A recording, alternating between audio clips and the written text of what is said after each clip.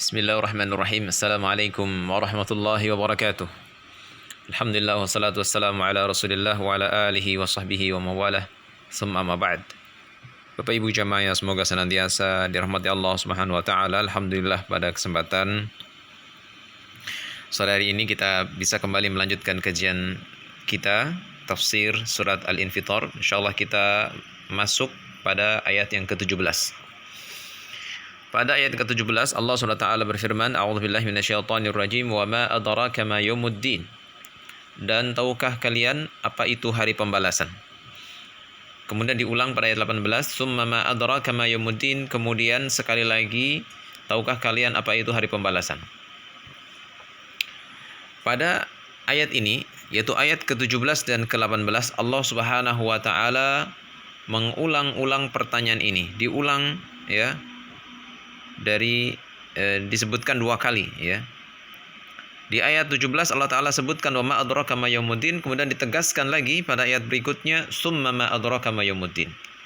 Ini menunjukkan apa? Menunjukkan betapa dahsyatnya hari kiamat, sehingga Allah Subhanahu wa taala menginginkan manusia untuk benar-benar memperhatikan pertanyaan ini. Tahukah kalian apa itu hari pembalasan? Kemudian ditegaskan lagi, kemudian tahukah kalian apa itu hari pembalasan? Nah, ini menunjukkan betapa dahsyatnya hari pembalasan.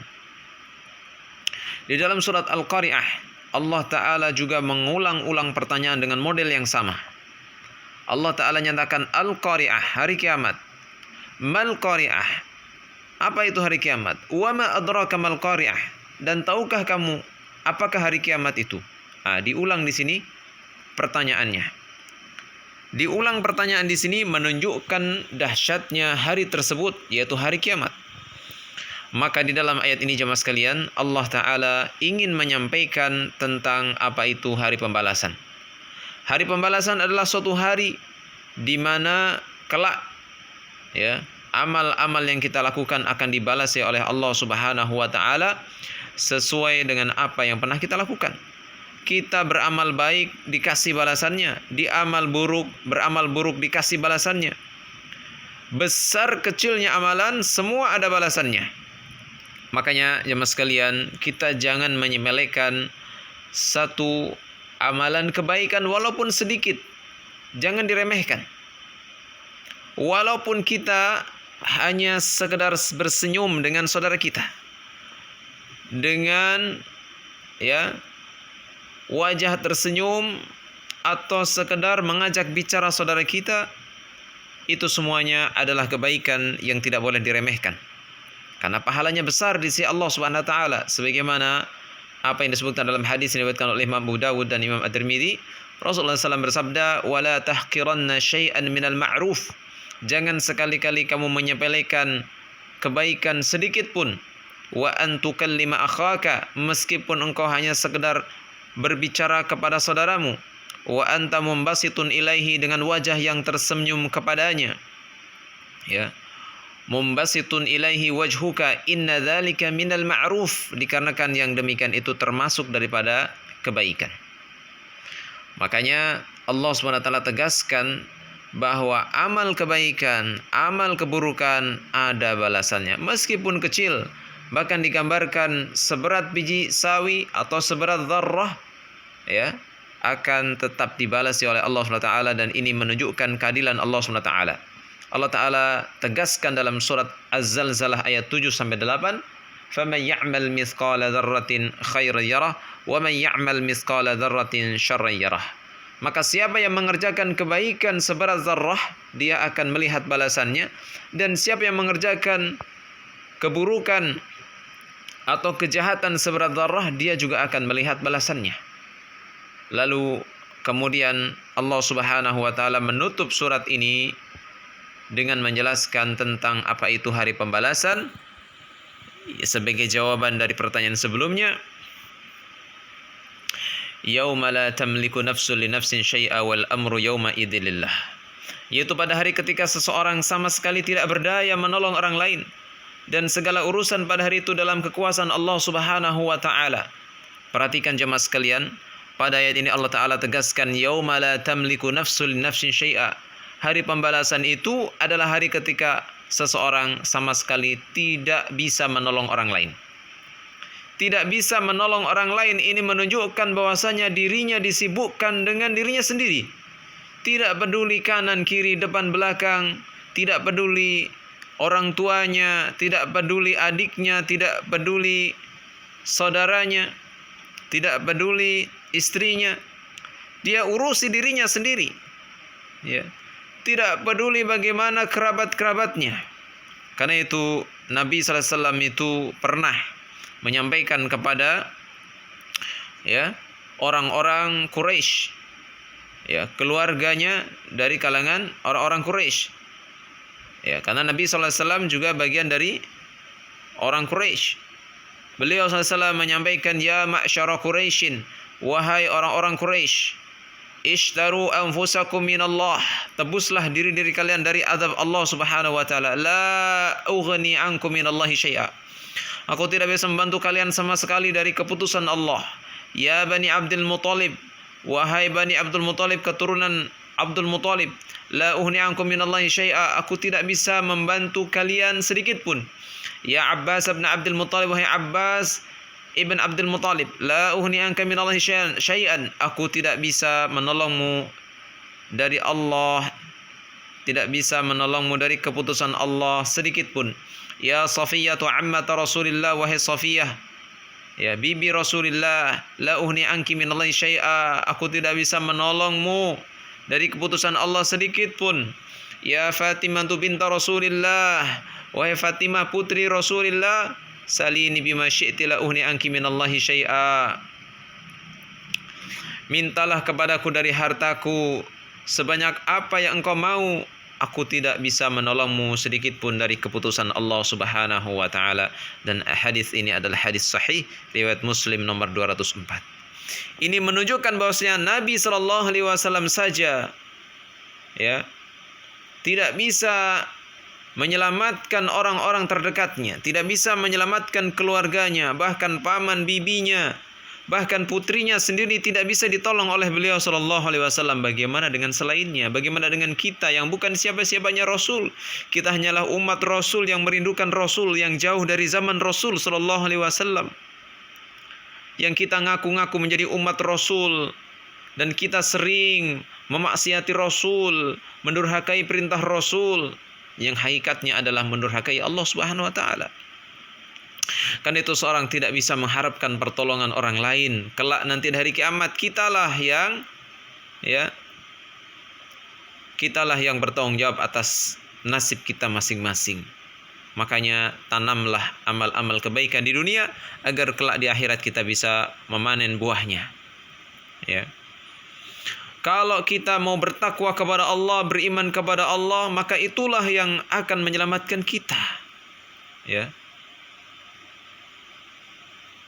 Itulah yang akan menjadikan kita selamat kelak di akhirat, yang menjadi syafaat kita. Karena syafaat Allah Subhanahu wa taala diberikan kepada orang-orang yang bertauhid, yang beriman dan bertakwa kepadanya. Adapun jika dia suka bermaksiat, jika dia suka melakukan, apalagi melakukan kemaksiatan yang terbesar, yaitu kesyirikan, menyekutukan Allah, menduakan Allah, lalu dia berharap ditolong oleh Allah, tidak mungkin, mustahil Allah akan menolongnya. Bahkan dia minta kepada selain Allah, Allah tidak akan mengizinkannya pada hari tersebut. Tidak akan berlaku syafaat-syafaat itu bagi mereka orang-orang yang musyrik. Wal amru yauma idzilillah. Urusannya di hari itu hanyalah milik Allah. Allah yang mutlak menentukan, tidak ada satupun yang bisa merubah keputusan Allah. Tidak ada yang bisa menolong kecuali hanya Allah. Maka di saat itu kita hanya butuh dengan pertolongan Allah. Maka perhatikan diri-diri kita jemaah sekalian, bagaimana hubungan kita dengan Allah di dunia ini.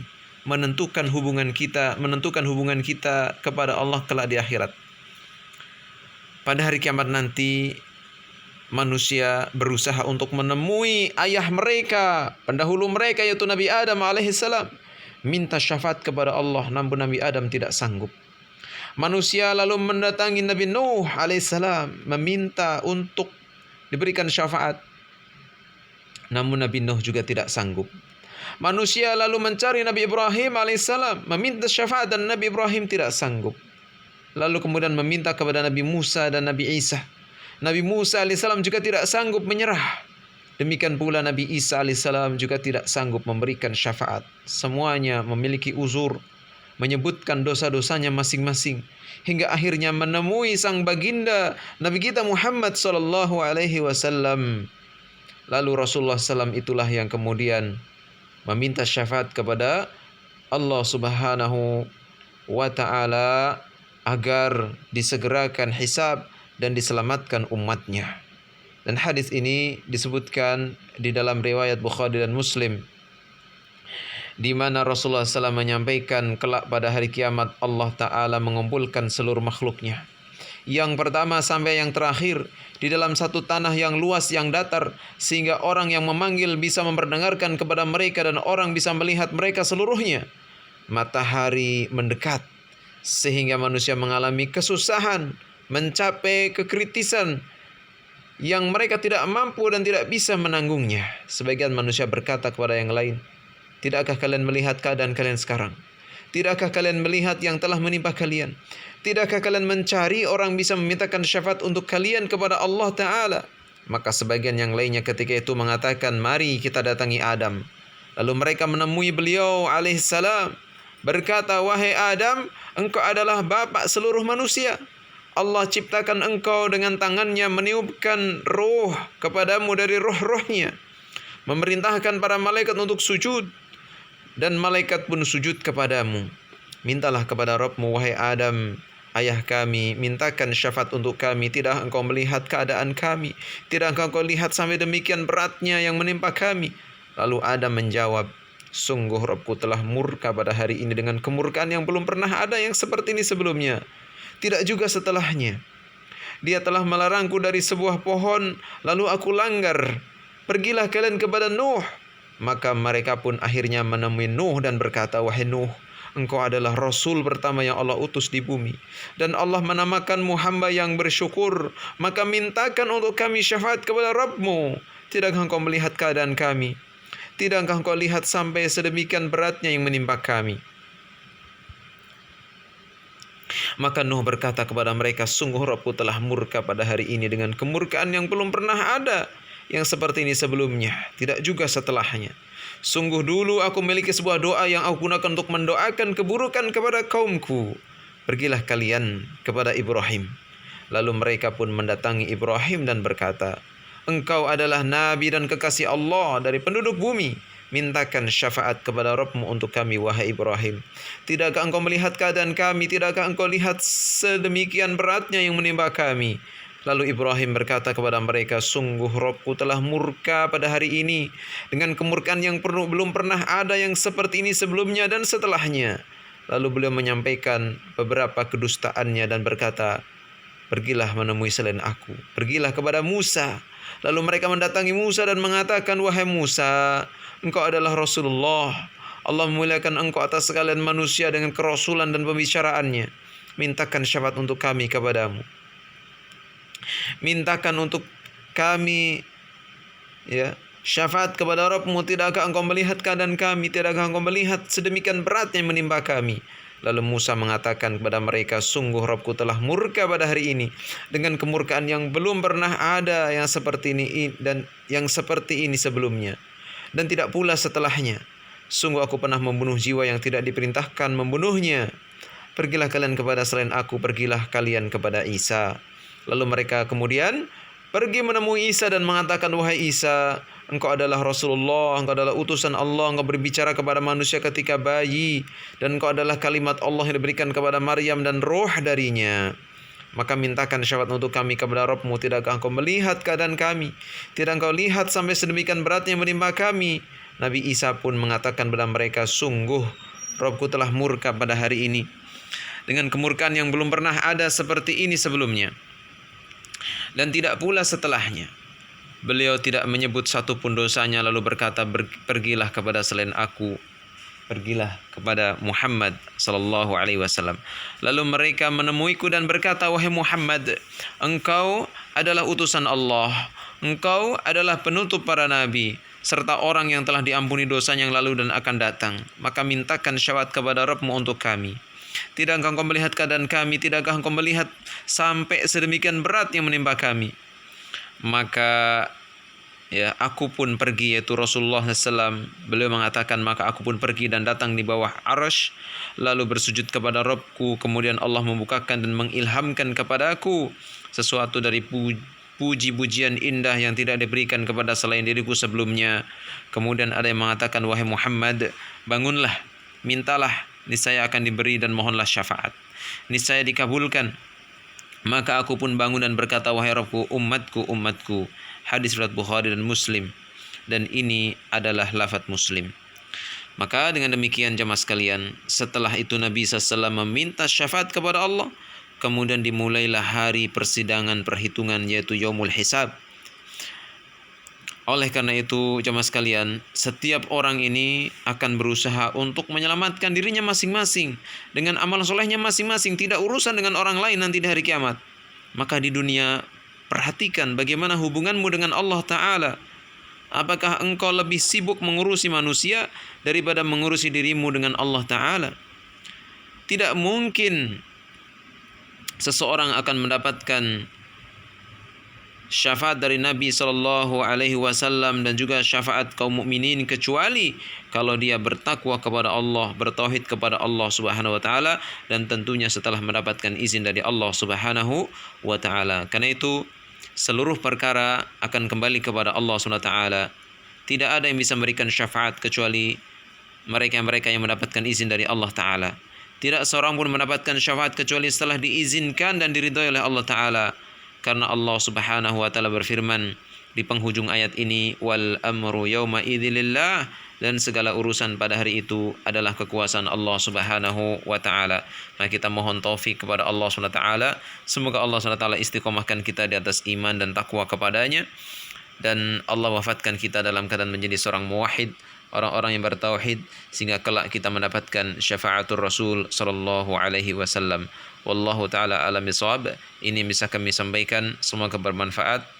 Qulu qali hadza subhanakallah bihamdika asyhadu an la ilaha illa anta astaghfiruka wa atubu ilaik. Wassalamu alaikum warahmatullahi wabarakatuh.